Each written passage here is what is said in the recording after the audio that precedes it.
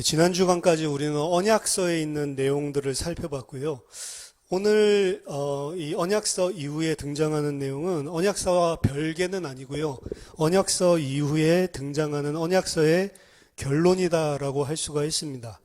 원래는 이 부분까지 언약서로 포함을 해야 되는데 처음에 언약서 시작할 때 말씀드렸죠. 전통적으로 19절까지를 언약서로 하기 때문에 그 패턴을 따르겠다라고 말씀을 드렸습니다.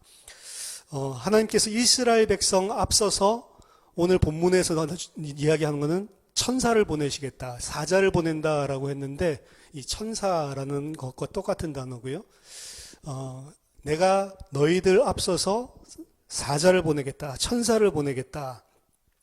천사를 보내서 그로 하여금 가나안에 있는 모든 족속들을 전부 다 쫓아내고 너희들로 그 땅을 차지하게 하겠다라고 하는 거죠. 그래서 그 내용이 오늘 등장을 하고, 그리고 앞에서부터 계속해서 반복적으로 등장하는 두 가지 주제, 오직 하나님만을 너희들은 예배해야 된다. 그래서 말미에 보면 그 가나안 땅에 있는 모든 이 우상들을 너희들 다 깨뜨리고 오직 여호와 하나님만 너희들은 섬기고 그들이 섬기는 신을 절대로 섬겨서는 안 된다. 계속해서 반복되는 내용이죠. 그리고 약속하신 그 땅을 허락하겠고 그 땅에서 너희들이 내 말씀을 듣고 잘 순종하면 그곳에서 이제 자식들도 많이 낳고 장수하게 하겠다라고 하는 그런 내용입니다. 그래서 세 가지죠. 천사를 보내는 것, 그리고 여호와 하나님만 섬기라는 것, 그리고 그 땅을 내가 너에게 주고 너희가 그 속에서 나에게 잘 순종하면 너에게 참된 복을 누릴 수 있도록 해주겠다 라고 하는 이 세 가지 내용이 오늘 마지막 결론부에 등장을 하는 겁니다. 오직 여호와만 예배해라 라고 하는 내용은 십계명부터 계속 강조하고 있는 내용이죠. 이스라엘 백성들은 바로가 아니라 여호와를 섬기게 하기 위해서 애굽에서 하나님께서 구원을 하신 것입니다. 바로를 섬기고 있었던 그들을 이제 바로의 손에서 해방시켜서 마음대로 살라는 게 아니고 바로를 섬기는 게 아니고 하나님을 섬겨야 된다라고 하는 게 구원의 목적이죠. 질투하는 하나님은 그의 백성들의 관심을 자신에게 돌리기 위해서 자신만을 온전히 사랑하고 예배하고 찬양하게 하기 위해서 그 백성들을 위해서 싸우셨고 그리고 그 백성들을 건지셨습니다. 그래서 구속은 뭐로 이어지냐? 예배로 이어지는 겁니다. 구원은 예배로 이어지는 거예요. 예배 없는 구원은 없는 것입니다. 예배라고 하는 건 우리가 이런 공예배를 말할 수도 있지만 그 예배라는 것은 정말 하나님께 감사하고 하나님께서 하신 일로 인해서 하나님께 영광 돌리고 그리고 그분께 당연히 내가 나에게 베푸신 그 은혜에 걸맞게 행동으로 안 될지라도 당연히 마음적으로 그렇게 그분을 경외하는 것이죠. 언약서도 하나님을 향하여 그의 백성들이 어떻게 행해야 되는지에 대해서 관심을 두고 있습니다. 그래서 예배에 대한 내용을 계속해서 강조를 했고 바른 예배를 위해서 명령을 하고 있었죠.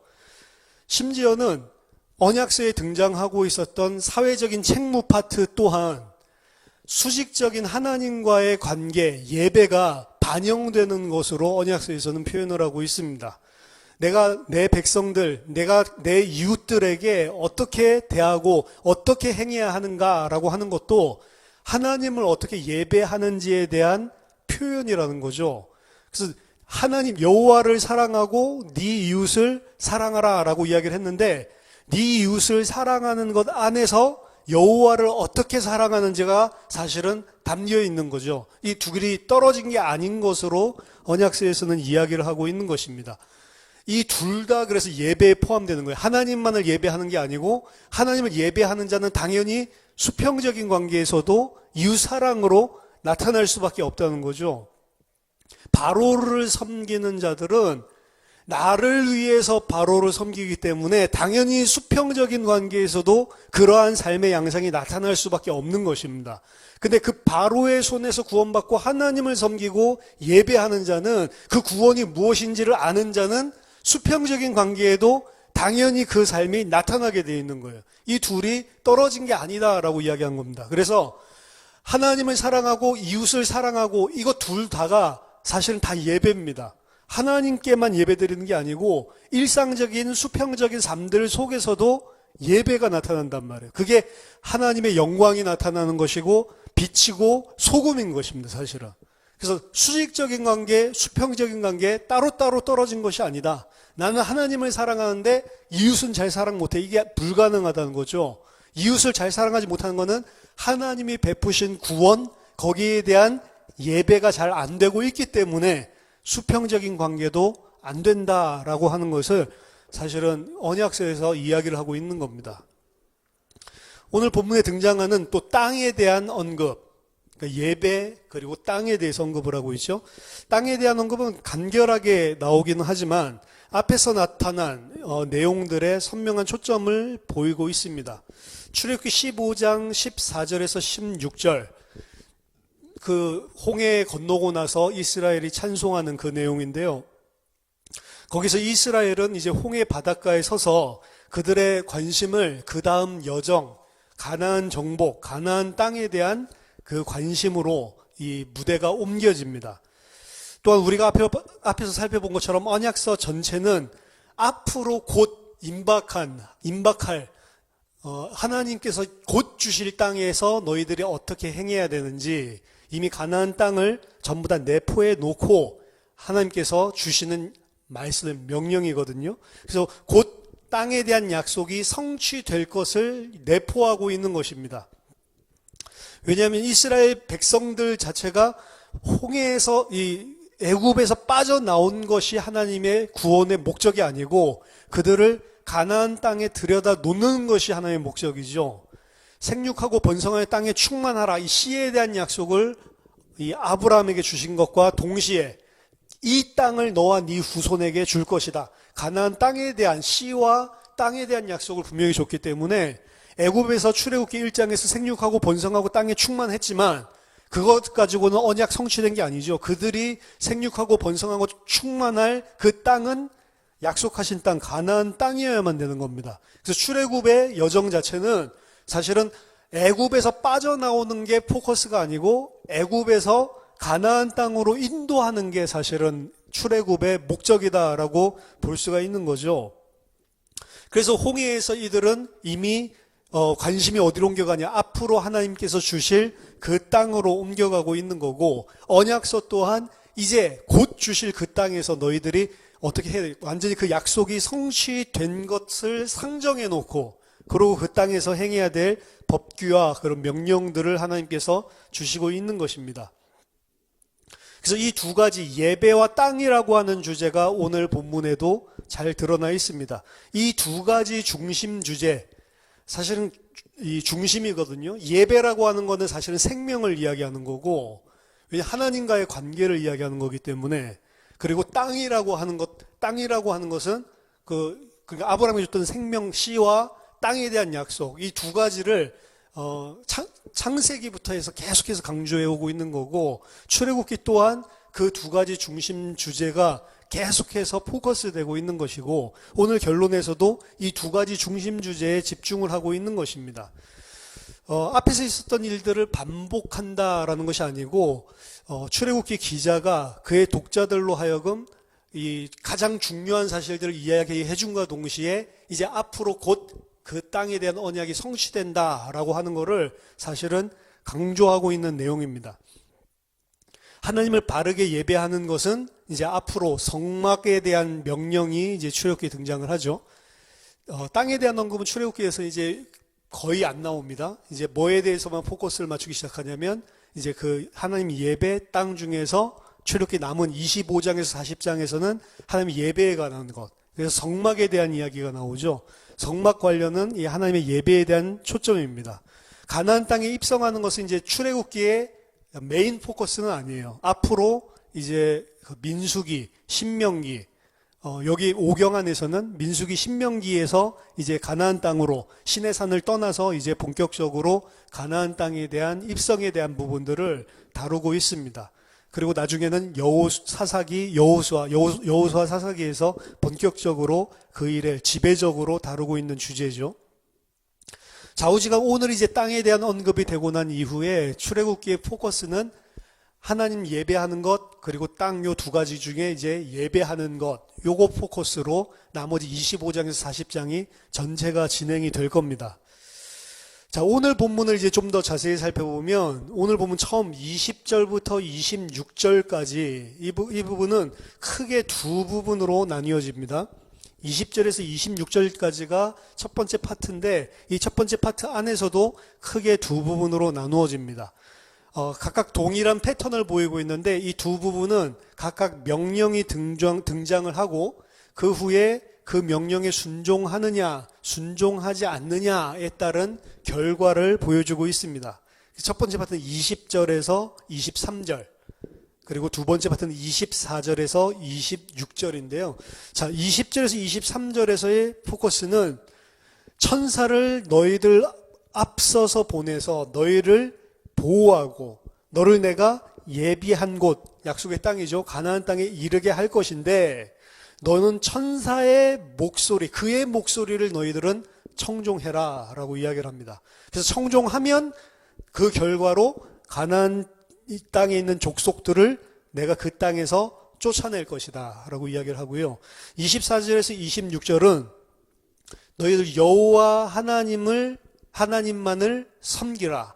다른 신들 경배하지 말고 다른 신들 섬기지 말라. 그들의 주상 깨트리고 너희들은 여호와 하나님만 섬겨라. 그게 이제 명령이죠. 그렇게 하면 너희들에게 건강과 그리고 장수함, 이 땅에서 누릴 수 있는 모든 것들을 내가 다 베풀겠다라고 하는 약속을 허락하시는 겁니다. 그래서 이 두 파트를 보면 첫 번째는 천사에게 청종해라. 그러면 너희들이 내가 그들을 다 쫓아내겠다. 요거고 너희는 여호와 하나님만을 섬겨라. 그럼 너희가 그 땅에서 장수하고 복을, 참된 복을 누리게 될 것이다 라는 식으로 등장을 합니다. 그러니까 순종의 대상이 첫 번째 파트에서는 누구냐? 하나님이 아니에요. 천사예요. 그렇죠? 천사고, 그리고 두 번째 파트에서는 하나님입니다. 만약 이스라엘이 하나님의 그들에 대한 계획, 가나안 땅을 차지하는 것, 또한 그것뿐만이 아니라 가나안 땅에서 참된 복을 누리는 것, 이것이 성취되려고 한다면 두 가지를 해야 되는, 천사에게 순종하고 여호와 하나님께 순종하고, 이 두 가지를 병렬적으로 이야기를 하고 있는 겁니다. 지배적인 인물은 아니더라도 이 천사는 출애굽기 내내 중요한 파트에서 이스라엘의 구속과 관련해서 등장을 하는데요. 예를 들면 모세를 처음 부르시는 소명 장면, 출애굽기 3장에서도 그렇죠. 여호와 하나님의 사자가 모세에게 나타났다라고 이야기를 하고, 여호와 하나님의 사자, 그럼 천사가 나타났나라고 생각할 쯤에 그 천사가 아니고 그분이 바로 여호와 자신이고 하나님이고, 그러다가 또 여호와의 사자로 또 바뀌고, 이게 계속 왔다 갔다 한단 말이에요. 출애굽기 3장에도 보면 이게 병렬적으로 계속해서 이게 하나님이 나타나신 거야? 여호와의 사자가 나타난 거야? 사실은 헷갈립니다. 그 본문을 나중에 한번 살펴보세요. 그 주어를 가지고 하나님을 지칭할 때랑 여호와의 사자를 지칭할 때랑 같은 인물을 꼭 지칭하는 것처럼 이야기를 하는데, 우리가 그 여호와의 사자니까 여호와의 천사거든요. 사자가 천사인데 천사랑 하나님은 다르잖아요. 근데 출애굽기 3장에서도 보면 천사와 하나님이 같은 존재인 것처럼 이야기를 하고 있고, 오늘 본문도 비슷하게 진행이 되고 있는 거거든요. 그 출애굽기 3장에 처음 모세를 부르는 그 구속 역사의, 출애굽의 중요한 구속 역사의 장면에 천사가 그런 식으로 하나님과 비슷하게 등장을 하고, 나중에 이스라엘을 구속해서 이제 홍해를 출애굽을 하는 그 본격적인 장면, 출애굽기 14장 19절 20절, 여기도 보면 천사가 이스라엘 백성 앞서가다가 애굽 군대에 따라오니까 이스라엘 진 뒤로 가서 그들을 갖다가 막 방해하죠. 그 천사가 있는 곳의 특징은 뭐냐면 구름 기둥, 불 기둥입니다. 그래서 구름 기둥 뒤로 가서 흑암하게 만들고 그들을 갖다가 이 방해하는 그런 내용을 천사가 하고 있어요. 처음에 앞서서 가고 있다가 뒤에서 애굽 병사들 뒤로 가서 또 보호하고 그들을 물리치고, 이런 일을 천사가 하는 장면이 출애굽기 14장 19절 20절, 거기도 이제 가장 클라이맥스인데 이스라엘이 출애굽하는 그 부분에도 이 천사가 등장을 하죠. 그럼 출애굽해서 홍해 가고 난 다음에 아까 출애굽기 15장에서 보듯이 그 다음에 이 이스라엘의 여정의 초점은 어디 있냐면 가나안 정복이거든요. 거기에도 또 오늘 누가 등장하냐면 이 천사가 등장을 하는 겁니다. 천사가 가서 모든 그 백성들 다 쫓아내고 너희들을 그 땅으로 입성하게 할 것이다. 그러니까 이게 계속해서 들어맞는 거죠. 앞에서 진행됐었던 패턴들과 들어맞고 있는 겁니다. 가나안 정복에서도 이 천사가 또 관여가 되는 거예요. 그래서 너희는 삼가 그의 목소리를 청종하고 그를 노엽게 하지 말라. 그가 너희의 허물을 용서하지 아니할 것은 내 이름이 그에게 있음이라.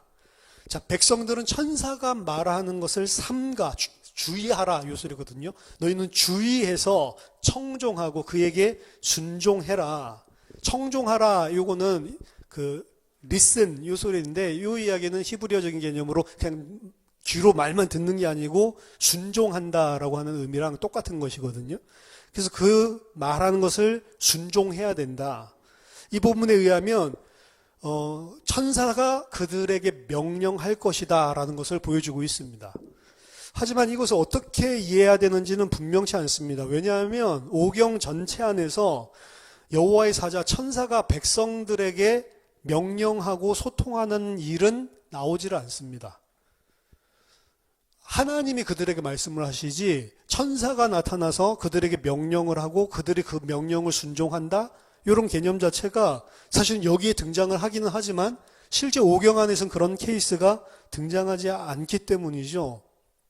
그 하나님이 하시는 일이에요. 이스라엘이 순종해야 될 말씀을 하시는 분은 하나님이시고 그 하나님의 말씀에 순종해야 됩니다. 근데 여기서는 그게 천사가 그 하나님의 일을 하는 것처럼 이야기를 하고 있고 그 천사에게 순종을 해야 된다.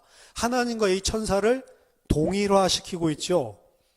오늘 본문에서 더 나아가서 여호와의 천사를 여호와와 그 천사 이런 식으로 병렬적으로 연결을 시키고 있습니다. 아까 제가 말씀드렸죠. 20절에서 24절까지 23절까지 24절에서 26절까지 천사와 여호와를 병렬로 동일한 이야기를 하는 것처럼 가장 대등한 선상 위에 위치를 하고 있는 것입니다.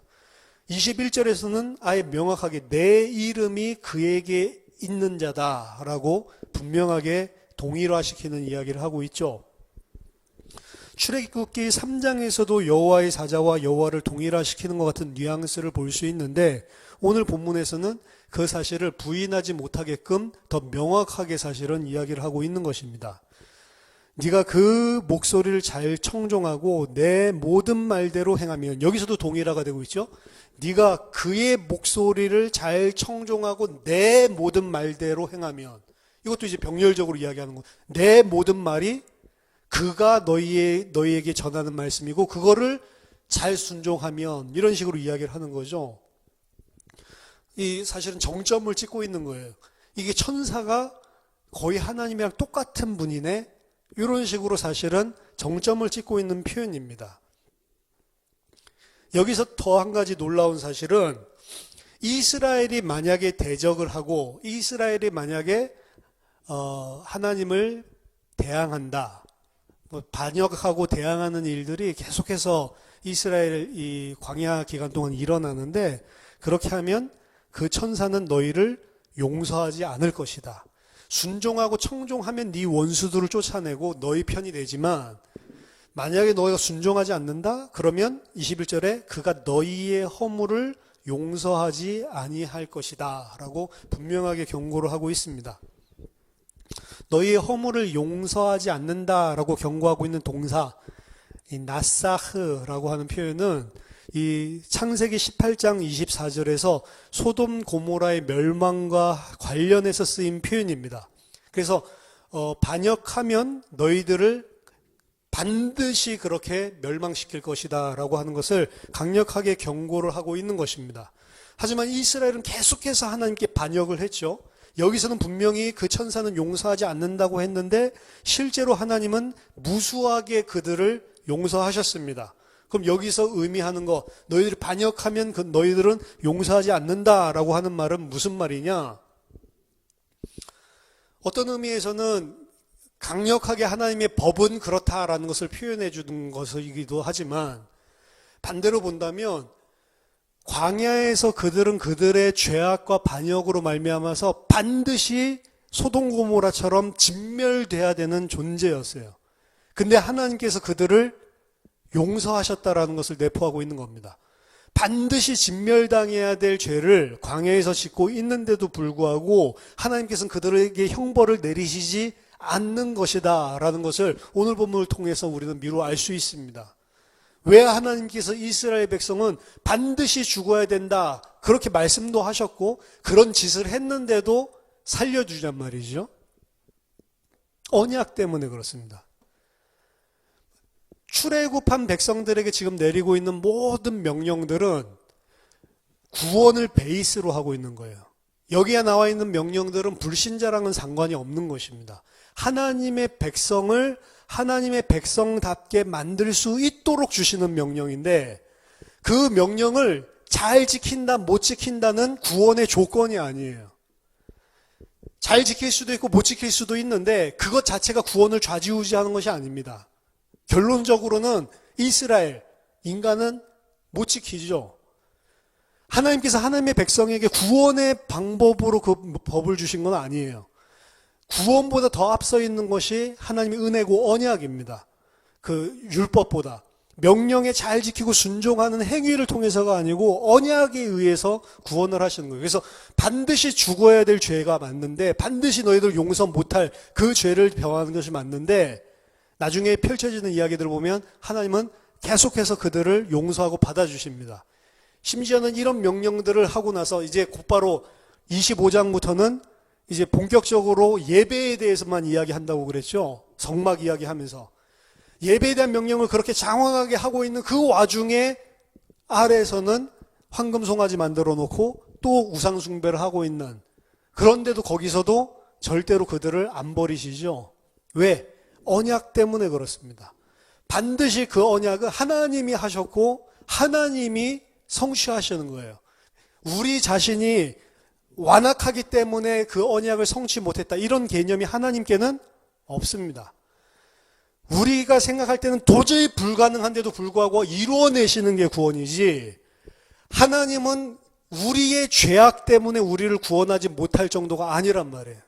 우리의 완악함, 우리의 죄성임에도 불구하고 그 언약을 반드시 이루는 하나님을 역설적으로 이야기를 하는 게 사실은 이 명령입니다.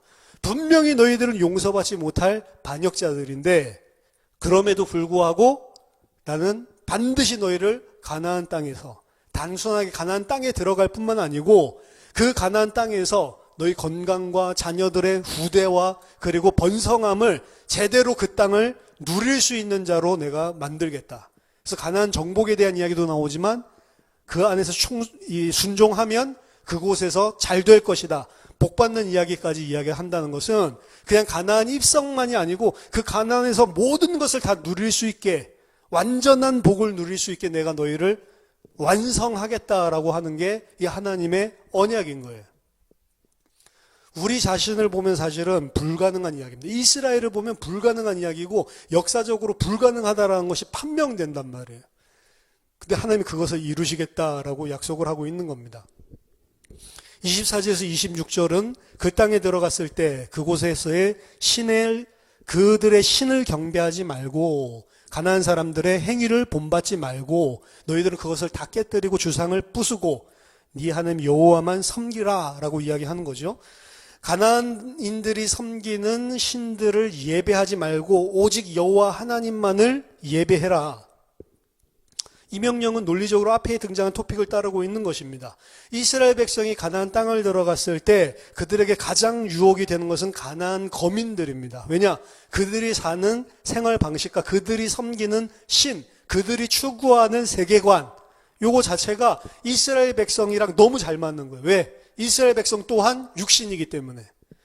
그렇기 때문에 그들의 종교적인 관습의 일부나 전부를 받아들이는 게 사실은 너무 쉬운 거죠. 거기에 대한 포커스가 그곳에 있는 가나안 족속들을 진멸하겠다라고 하는 사실은 그 명령과 약속인 것입니다.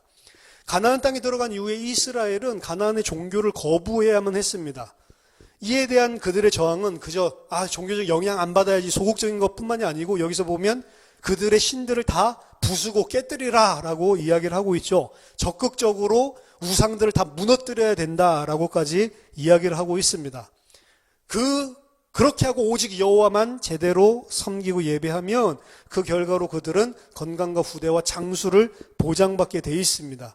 이것은 단순하게 그 땅을 차지하는 것이 아니고 그 땅의 모든 것을 풀로 온전하게 누리는 상태가 된다라고 하는 겁니다. 온전하게 누리려면 어떻게 된다고요? 가나안 땅에 있는 모든 우상과 주상을 깨뜨리고 여호와 하나님만을 섬기는 것이다. 이게 구원의 완성 그림입니다.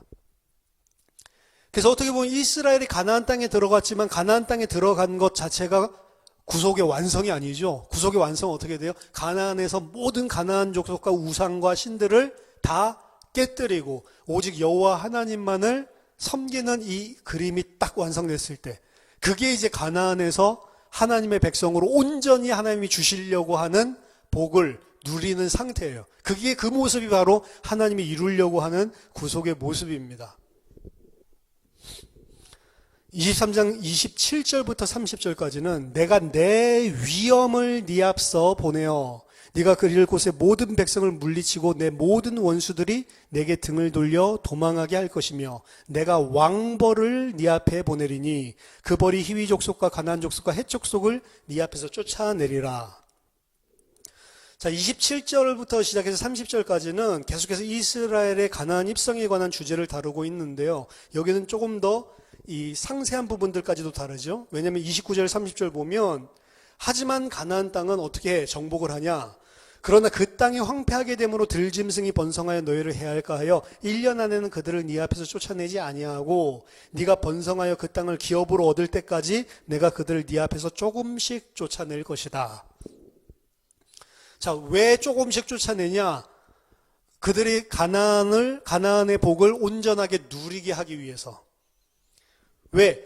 만약에 한꺼번에 1년 안에 다 쫓아내면 그 땅이 황폐하게 되고 그리고 들짐승이 번성하게 돼서 너희를 해한다. 왜 가나안을 점진적으로 조금씩 정복을 하냐? 너희 자신에게 유익하게 하기 위해서. 왜? 그렇게 하지 않으면 그 땅은 황폐화가 될 것이고 그렇게 하지 않으면 그 땅은 들짐승들로 인하여서 너희들이 해를 받게 되기 때문에. 우리 생각에는 그냥 한꺼번에 확 다 차지하면 좋을 것 같은데 그렇게 하지 않는다는 거죠.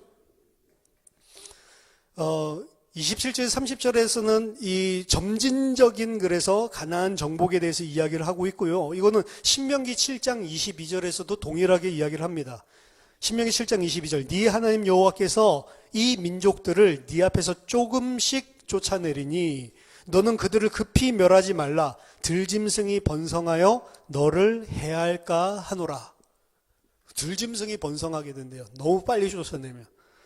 출애굽기 23장 오늘 27절에 보면 자 내가 내 위엄을 너희 앞서서 보낸다 라고 했는데 이 위엄이라고 하는 것은 위엄이 아니고요. 에이마, 테러입니다. 테러, 두려움. 내가 두려움을 너희 앞서 보내서 너의 모든 백성을 물리치는 게 아니고 혼란 가운데 빠지게 하겠고 두려움을 보내서 혼란하게 만들겠다. 네 모든 원수들이 네게 등을 돌려 도망하게 할 것이다. 사실 이 일이 나중에 여호수아서에 일어나거든요. 여리고 갈 때 그 간담이 다 녹아서 이 두려워하죠. 그래서 문을 굳게 닫고 성문을 지키고 그 밖에 한 발자국도 나오지 못하는 그런 상태가 돼버리죠. 천사는 이스라엘 여정 앞서 들어갈 것인데 하나님은 여기서 그가 그의 두려움을 이스라엘 앞에 보내서 혼란에 빠뜨리겠다라고 이야기를 합니다. 같은 단어가 어디 등장하냐면 출애굽기 15장 16절에서도 등장을 하고 있어요.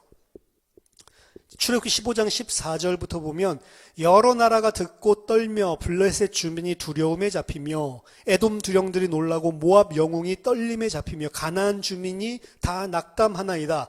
놀람과 두려움, 이게 에이마 똑같은 단어입니다. 놀람과 두려움이 그들에게 임함에 주의 팔이 흠으로 그들이 돌같이 침묵하였사오니 여호와여 주의 백성이 통과하기까지 곧 주께서 사신 백성이 통과하기까지 였나이다.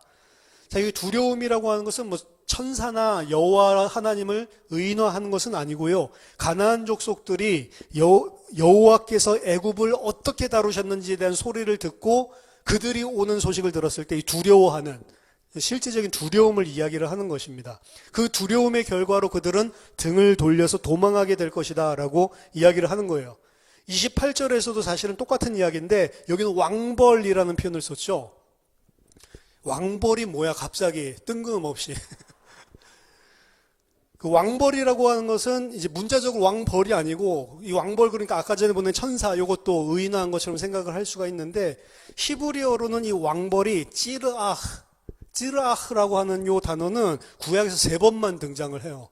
3번만 등장을 하는데 왕벌이라고 표현을 해놨거든요. 뭐 영어 성경도 그렇게 해놨는데 사실은 문맥상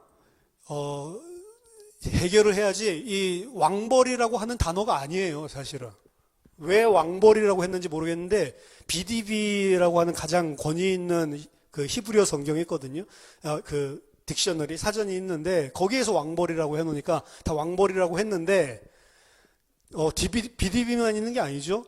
사전들이 뭐 할로웨이도 있고 여러 가지가 있는데 나머지 모든 그 사전들과 그리고 일반 학자들의 이야기들 총평을 해보면 왕벌이 아니고 뭐라고 했냐면 아까 두려움 같이 두려움, 공포, 그리고 디프레션, 우울함, 그들의 낙심함, 낙담함 이런 식으로 전부 다 해석을 해놨습니다.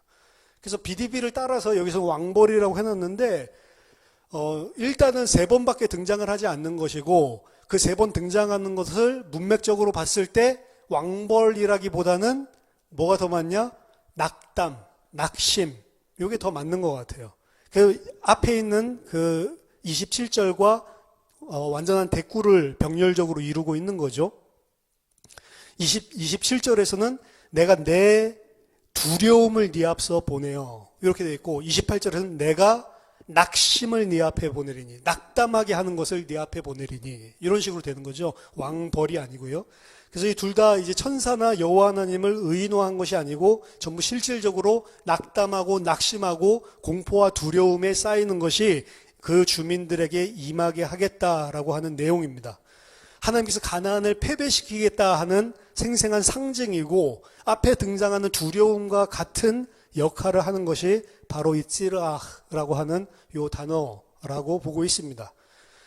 29절 30절은 이스라엘의 숫자가 아직 가나안 전체를 다 지배하고 온전하게 경작할 수 있는 땅들을 전부 다 유지할 수 있는 그러한 숫자가 되지 못하기 때문에 가나안 거민들을 조금씩 점진적으로 쫓아내겠다라고 하는 것입니다.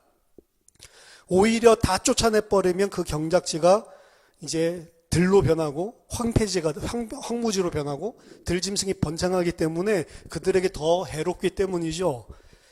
30절에 네가 번성하여 그 땅을 기업으로 얻을 때까지 조금씩 쫓아낼 것이다. 몇 년이 걸릴지 모릅니다.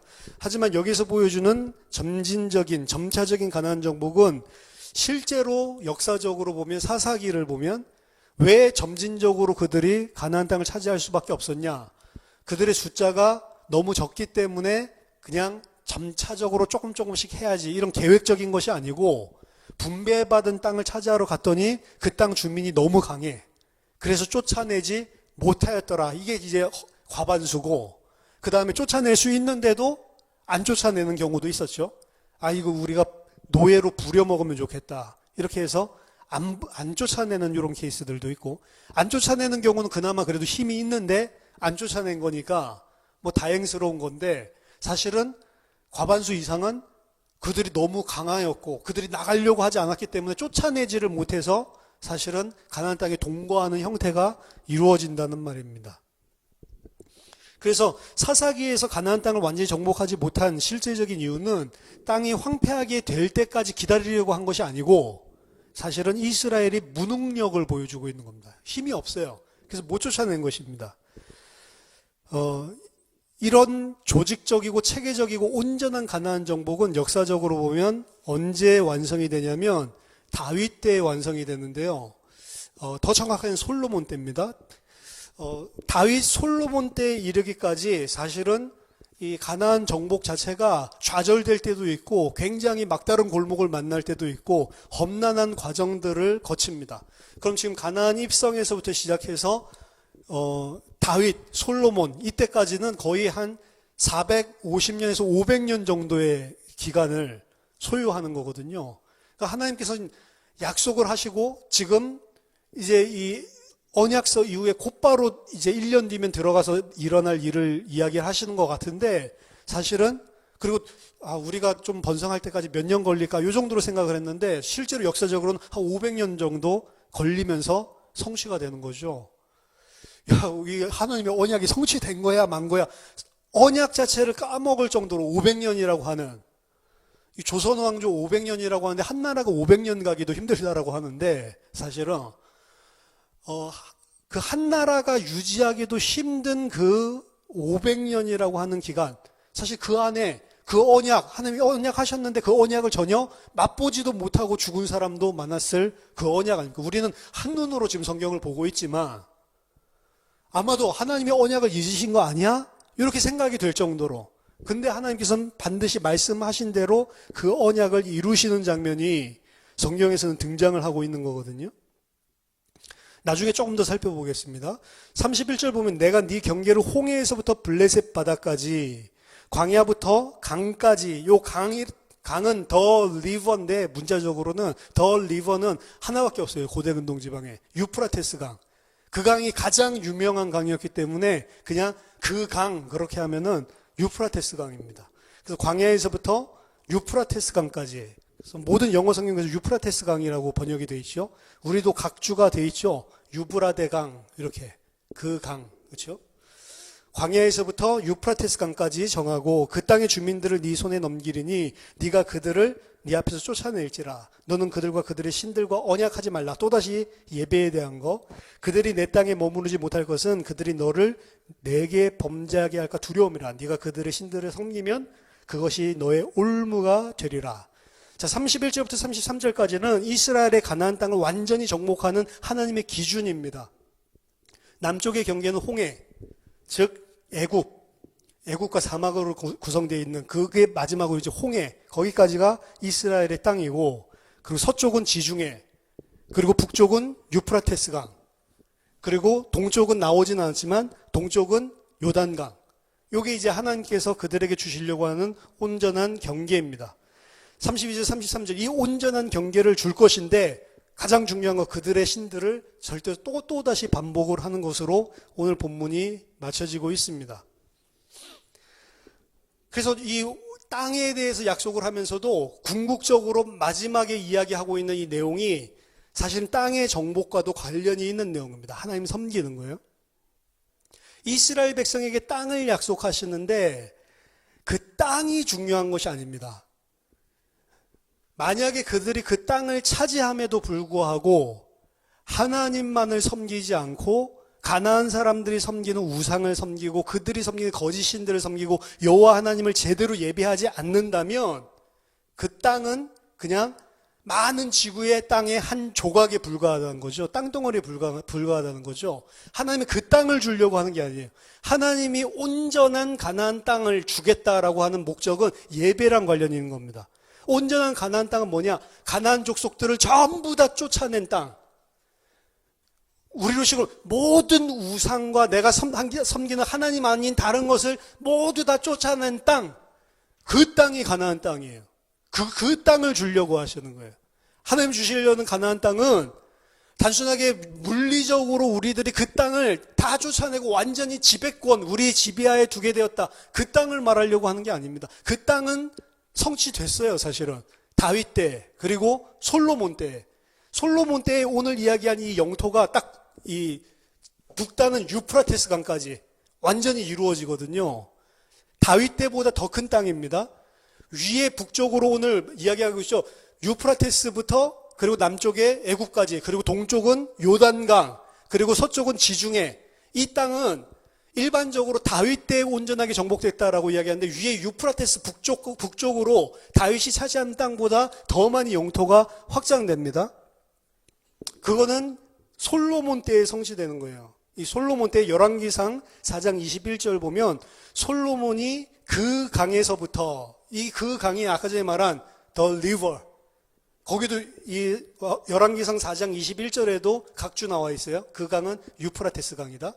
솔로몬 때 유프라테스에서부터 블레셋 사람의 땅에 이르기까지 애굽 지경에 미치기까지, 그렇죠? 애굽 지경 미치기까지, 아까 홍해 하나님 경계 지어준 것, 모든 나라를 다 다스림으로 솔로몬이 사는 동안에 그 나라들이 조공을 바쳐 섬겼더라.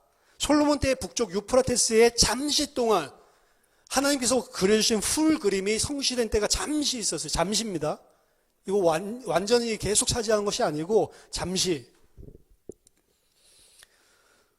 그래서 이 육신적으로 본다면 가나안 땅을 나중에 솔로몬 때에 하나님께서 약속하신 대로 온전하게 차지하는, 문제는 뭐냐면 솔로몬 때 그렇게 가나안 땅을 완전하게 다 차지했는데도 불구하고 뭐가 안 되냐? 그들은 여호와 하나님만을 섬기는 게 안 되는 거예요. 솔로몬 자체가 이미 왕궁에다가 우상 숭배하는 그런 많은 다른 나라에 있는 첩들을 많이 데리고 왔고 본인마저도 미혹돼서 다른 신들을 섬길 정도니까 모든 것들을 다 완성한 것 같은데 완성이 전혀 아니라는 거죠. 왜? 진짜 포커스는 왜 가나안 족속을 그렇게 쫓아내야 돼요? 너희들의 그 땅 주기 위해서? 아니요, 가나안 땅 주려고 하는 게 아니고 가나안 백성들 쫓아내고, 이거는 그들이 너희에게 우상 섬기고 그들의 세계관으로 살아갈 수 있도록 너희들에게 영향 끼칠까봐, 그 영향 받을까봐 쫓아내라는 거예요, 성경에서는.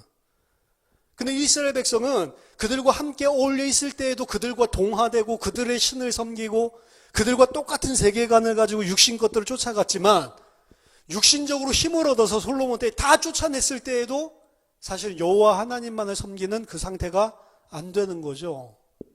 안타까운 이야기죠.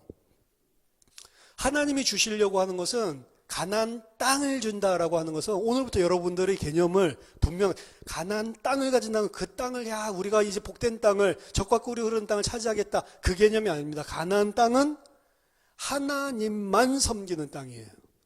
다른 것들을 섞는 게 아니고 오직 여호와 하나님만 예배하고 여호와 하나님만 섬기는 땅, 그 땅을 너희에게 주겠다는 거예요. 그게 신약에서는 새하늘과 새 땅인 거죠. 그래서 새하늘과 새 땅에는 누구만 들어가 있냐면 오직 여호와 하나님만 찬송하고 여호와 하나님만 순종하는, 죄를 지을 수도 없는 자들만 존재하는 게 새하늘과 새 땅이라고. 그 땅을 들어가게 만드는 게 하나님의 구원의 완성된 그림입니다. 생육하고 번성하고 충만하라, 요거는 생명에 대한, 씨에 대한 약속이라고 한다면, 땅에 대한 약속은 그럼 뭐냐? 오직 여호와 하나님만 섬기는 그 생명으로, 여호와 하나님만 섬기는 그 백성으로 완성짓는 거예요. 그래서 구원은 아브라함에게 주는 언약은 두 가지인 겁니다. 씨에 대한 언약이 있고 땅에 대한 언약이. 씨에 대한 언약은 이미 받았죠. 이미 받았지만 이스라엘 백성들이 이미 생육하고 번성 충만해졌지만 아직 그들이 오직 여호와 하나님만 섬기는 자로서 그 땅에 들어가는 것은 완성되지 않은 것입니다. 이게 우리랑 똑같은 거예요.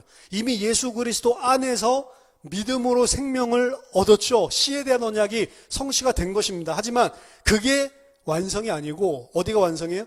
새하늘과 새 땅에 들어가서 오직 조건은 뭐냐? 여호와 하나님만 섬길 수밖에 없는 주의 백성으로 만들어내는 게 구속의 완성이에요. 근데 우리가 그게 잘 안 된단 말이에요. 자, 이 하나님의 땅을 차지하는 데 있어서 가장 중요한 역할을 하고 있는 존재가 오늘 본문에 보면 이제는 왕벌 이렇게 있는, 왕벌은 아니고요. 천사입니다, 천사. 뒤에 있는 왕벌은 아까 전에 말씀 낙심이라고 그냥 해석하는 게 맞는 것 같아요. 앞에서 이야기하고 있는, 전반부에서 이야기하고 있는 천사입니다. 가나안 땅을 차지해야 되는데 가나안 땅 차지하는 비결이 뭐냐면, 내가 너희들 앞서서 내 천사를 보내겠다. 근데 그 천사는 하나님과 거의 동일시되는 존재죠.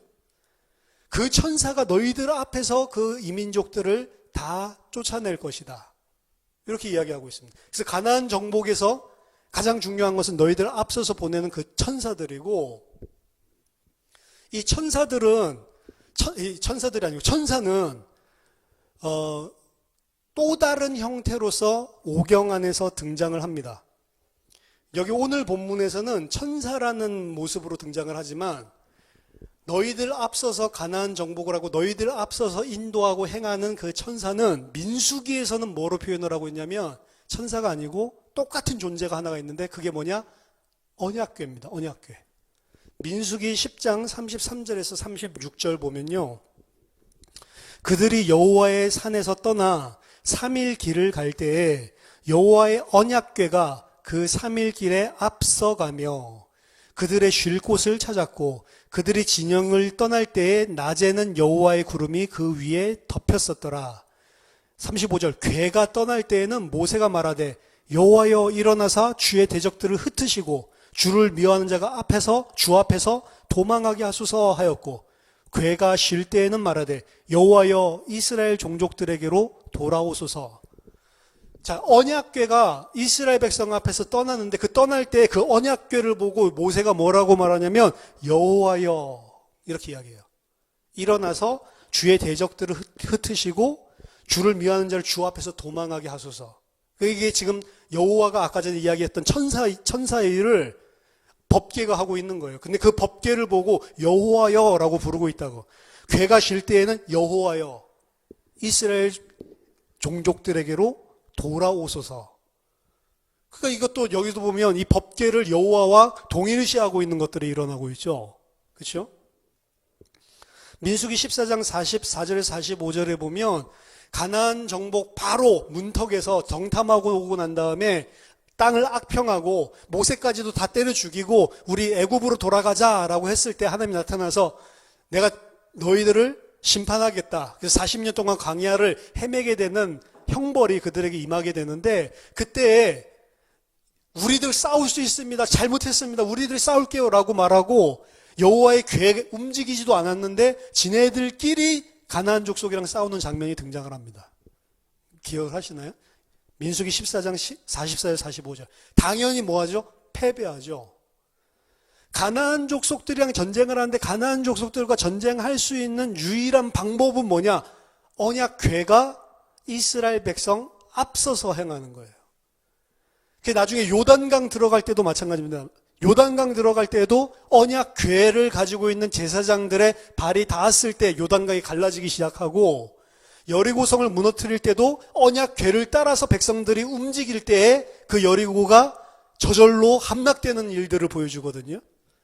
그러니까 가나안 입성과 가나안 정복의 모든 포커스는 이스라엘 백성이 잘 싸워서가 아니고 누구에 의해서? 언약궤에 의해서. 그 언약궤가 먼저 움직이고 이스라엘이 언약궤를 쫓아갈 때 아까 전에 가나안 백성이 낙담하게 되고 두려움에 빠지게 되고 그런 일들이 동일하게 오늘 주의 천사를 먼저 보내는 것과 동일하게 드러나거든요. 그래서 보면 내가 너희들 앞서서 천사를 보내겠다라고 했는데 민수기부터 보면 그 천사가 누구냐면 언약궤예요. 언약궤. 그리고 천사와 이 언약궤는 여호와 하나님과 동일한 것으로 동일화시켜서 이야기를 하고 있습니다. 이게 우리가 신약을 알면은 그냥 이게 언약궤가 뭘 예표하는 건지 그 앞서 보내겠다는 천사 거의 여호와랑 동일시하고 있는 그 천사는 뭘 예표하고 있는 건지 금방 알 수 있겠죠. 예수 그리스도구나 그게.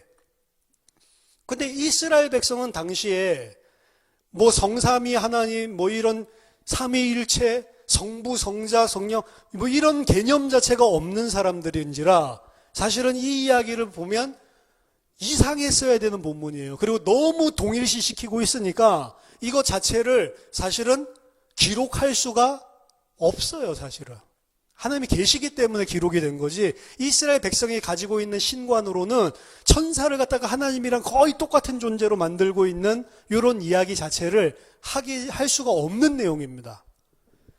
천사의 말씀을 순종해라 라고 하는 것들조차도 그리고 그가 너를 갖다 용서할 것이다.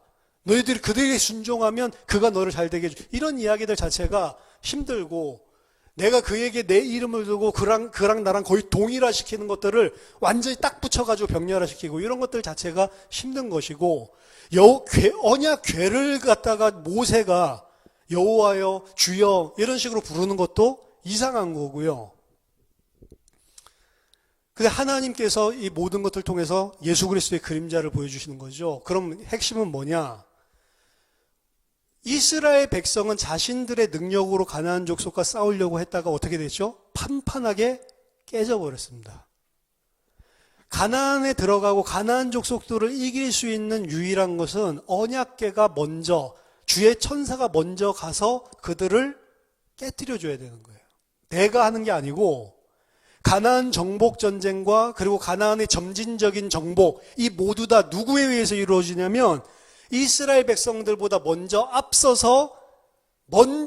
그들을 앞서서 그들을 위해서 무너뜨리는 천사, 언약궤, 이 존재 때문에 가나안도 정복할 수 있는 것이고, 그리고 가나안에서 점진적인 팽창, 모든 우상들을 무너뜨릴 수 있는 일들은 그 포커스가 백성의 힘에 있는 것이 아니고, 백성은 무능하고 누구에게 있다? 천사. 오늘 본문에서 이야기하는, 그리고 민수기에서 이야기하는 언약궤, 그리고 신약에서 그 실체이신 그리스도에게 있는 겁니다.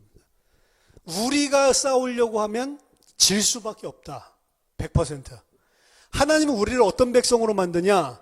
가나안 땅을 온전하게 차지한, 즉 하나님만을 섬기는 백성으로 완전히 우리를 구원해 내실 건데, 그렇게 완전히 우리를 구원하기 위해서 가나안 정복 전쟁을 펼치는 과정이 사실은 이 땅의 삶이라고 볼 수 있는데, 그 정복 전쟁은 어떻게 완성되냐?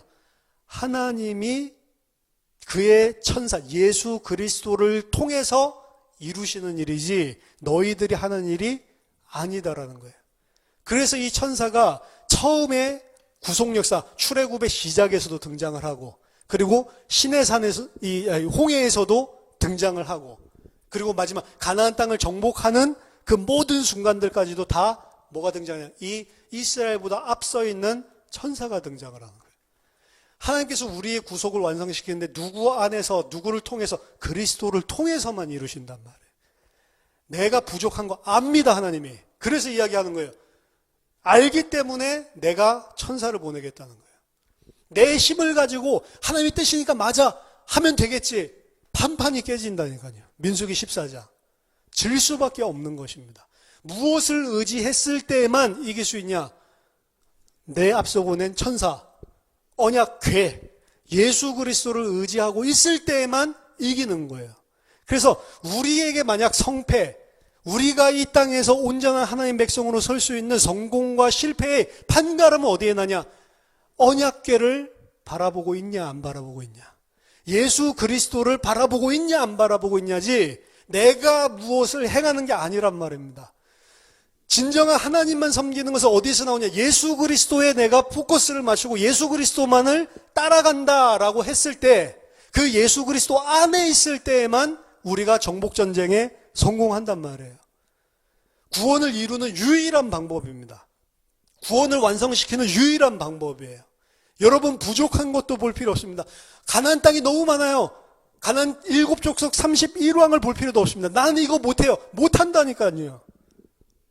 무엇을 그래서 의지해야 되냐면, 나 앞서서 보내서 이들을 다 쫓아내고 온전하게 유프라테스에서 애굽까지 온전하게 모든 영역을 하나님의 백성이 차지하도록 그 앞에서 전쟁에 승리하실, 그들을 다 너희들 앞서 쫓아내실 여호와의 사자, 그 사실을 믿는 믿음입니다, 사실은.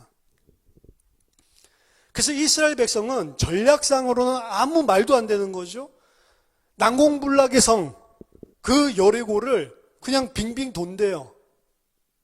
말도 안 되는 거죠. 빙빙 도는 것들이 무장한 군인들만 도는 게 아니고 이스라엘의 모든 동들까지 남녀노소 가릴 거 없이 전부 다 일렬로 빙글빙글 돌고 있다니까요. 어떻게 보면 위에서 돌만 던져도 다 떼죽음 당할 판이에요. 위에서 화살만 조금 쏴댄다 하더라도, 뭐 그때 화살이 있었는지 모르겠지만 화살만 쏴댄다 하더라도 전부 다 난장판이 될 그런 전략 아닌가, 전략으로 치면. 근데 아무 말 하지 말고, 그때 보면 입에 재갈을 물리게 하죠, 동물들까지. 아무 말 하지 말고 언약궤만 그냥 쫓아가. 하루, 이틀, 사흘, 아무 일도 안 일어나는 것 같죠.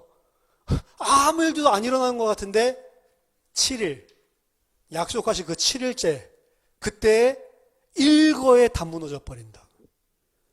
우리 안에서 정복전쟁을 이루시는 그 예수 그리스도는 정복전쟁을 완성시킬 것이다, 요 정도가 아니고 이미 십자가와 부활로 그 정복을 완성시키신 분이라고, 이미. 그리고 우리를 그 안에서 하늘 보좌에 이미 앉히셨다라고까지 확증을 하고 있는 게 성경의 증언입니다. 아무것도 안 일어나는 것 같죠? 하루, 이틀, 사흘, 근데 7일 그 하나님께서 온전하게 그 구속을 이루시기로, 여리고성을 무너뜨리기로 작정하신 그날이 되면 일거에 다 무너져 버린다니까요. 그 뭐만 하면 돼? 믿고 따라가기만 하면 되는 거예요. 예수 그리스도 안에서 하나님께서 반드시 그 언약을 이루신다는 그 신실하신 하나님을 믿는 믿음이 우리를 구원하고 구원의 완성에 이르게 하는 것이지, 내가 행함으로 하는 것은 아니란 말입니다. 그래서 오늘 본문에서 하나님이 행하신다. 근데 하나님이 행하시는데 하나님이 누구를 통해서? 반드시 그의 주의 사자를 통해서, 그리고 언약궤를 통해서, 예수 그리스도를 통해서 이루신다. 반드시. 안 이루어진 것 같아요. 근데 500년이 지나도 하나님의 언약은 하나님께 잊혀진 바 된 적이 없습니다. 500년이 지났지만 그 500년 동안 수많은 사람이 죽었고 살아난 것 같지만, 태어난 것 같지만, 그 500년 동안 하나님은 한순간도 그 언약을 이루시는 것을 잊어본 적이 없는 분이에요. 사실은 매일매일 거기에 포커스 맞춰서 성실하게 그 일을 이루시고 계시는 분이 하나님이십니다. 우리가 하나님의 백성으로 어떻게 거룩하게 되지? 우리는 그거 생각 안 할 수 있어요. 근데 누가 생각한다고요? 하나님이 그거 생각하고, 하나님이 우리를 위해서 천사를 보내고 예수 그리스도를 보내셔서 그 일을 하나님이 이루신다고요. 우리한테 요구하시는 건 하나예요.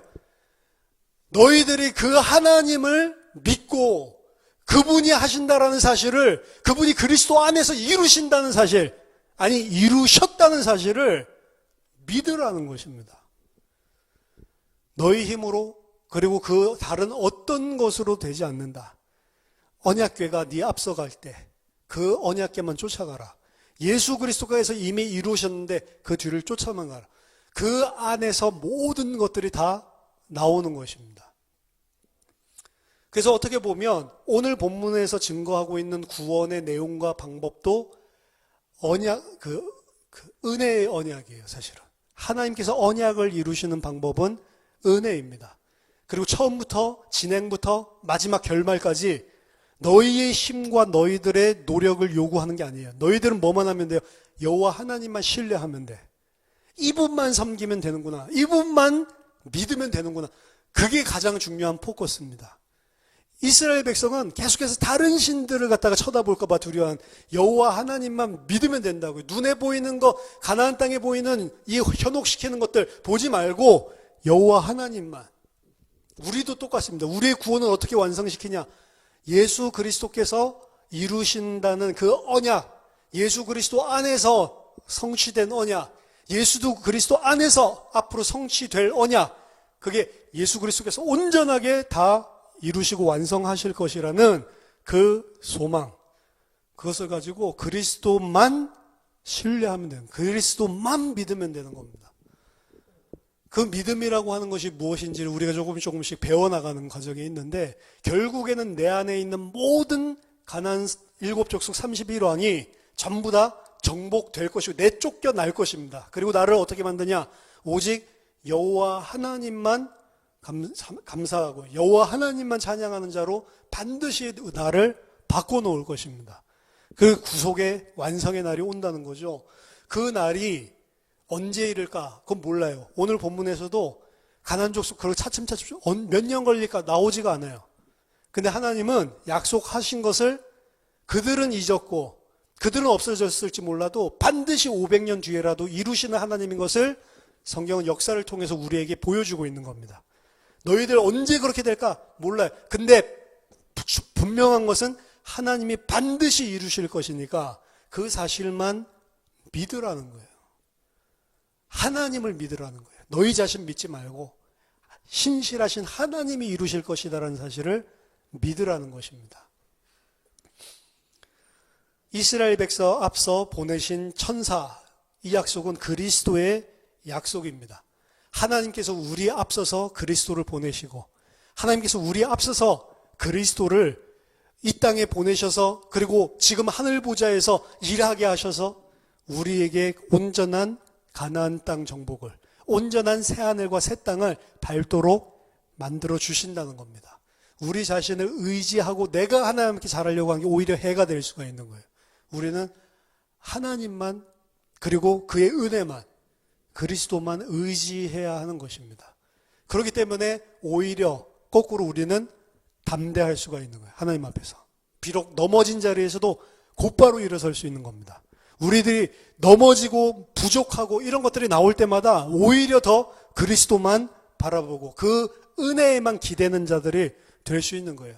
그래서 이 땅에서는 사실은 실패의 연속입니다. 계속 실패의 연속이고 온전한 거룩이 완성되지가 않아요. 온전한 거룩이 완성되지 않기 때문에 우리는 계속 넘어집니다. 근데 계속 넘어지면서 뭘 체험하게 만드냐?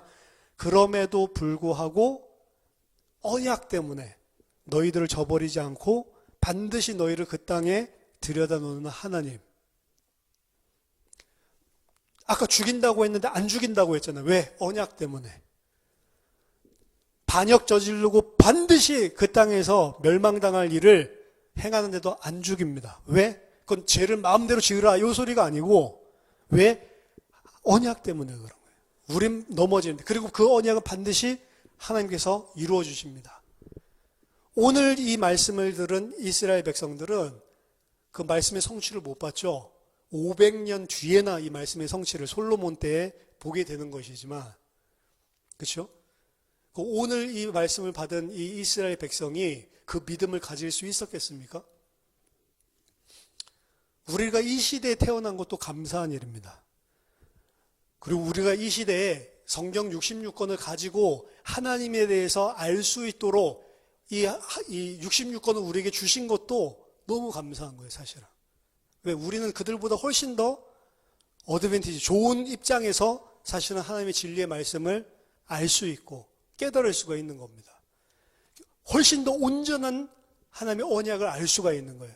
그래서 구약에서는 부분과 모양으로 이야기했고 온전한 걸 보여주지 않았는데 마지막 날에 그 아들로서 완성된 하나님의 말씀이 무엇인지를 보여주셨다고 했죠. 이 시대에 우리가 있게 되고 이 시대에 우리가 완성된 언약, 이루어진 그리스도의 언약을 다 알 수 있도록 이 계시를 주신 거는 훨씬 더 이점이 있는 겁니다. 그래서 마지막 때의 하나님의 백성들의 모습은, 온전한 교회의 모습은 그리스도만을 의지하고 그리스도만을 바라보는 백성들이 될 수밖에 없는 거예요. 그들이 가지고 있는 기도의 제목, 소망은 하나밖에 없는 것입니다. 그들이 가지고 있는 원하는 하나밖에 없는 거예요. 그리스도 안에서의 이 몸의 온전한 구속. 그거 외에는 기도 제목이 사실은 없는 것입니다. 저희들 하나님께서 완전한 복음을 알 수 있고 완전한 하나님께서 하시는 언약을 어떻게 하시는지를 다 알게 하시면서 이 땅에서, 가나안 땅에서 살게 하시는 겁니다. 살게 하면서 우리를 어떻게 만들어요? 계속해서 영향도 받고 다른 신들도 섞기도 하고 이런 와중에 뭘 만들어요? 오직 예수 그리스도 아니면 안 되는구나. 이게 사실은 거룩의 완성점이에요. 오직 예수 그리스도 외에는 안 되는구나. 그래서 그리스도를 통해서 나를 구원하신 거구나. 어떻게 나라 같은 놈을 이런 그리스도를 통해서 이 은혜로 나를 살리셨을까? 그걸로 완전히 사로잡히는 거. 그게 우리 사실은 거룩의 완성입니다. 그렇게 돼야만 새하늘과 새 땅에서 하나님만 순종하고 그렇게 되면 하나님께 영원한 찬송을 할 수 있고 죄를 짓지 않는 것입니다. 그렇게 안 된 부분이 아담의 죄였단 말이에요. 오늘도 하나님께서는 우리가 잊어버리는 그 순간까지도 하나님은 잊지 않고 우리에게 언약을 완성시켜주고 계십니다. 여러분 낙심하지 마시고 어떠한 때에라도 그 이루시는 그 신실하신 하나님 그리스도로 인하여서 언제든지 다시 힘을 얻고 다시 그리스도 안에서 하나님 백성의 참된 감사가 회복되는 저와 여러분 되시기를 예수 그리스도 이름으로 축원합니다. 기도하겠습니다.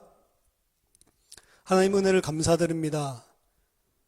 우리가 잊을 때에도 언약에 신실하신 그 하나님께서 저희들을 그리스도 안에서 온전한 하나님 백성으로 완성시키고 계시는 그 구속의 은혜를 감사드립니다.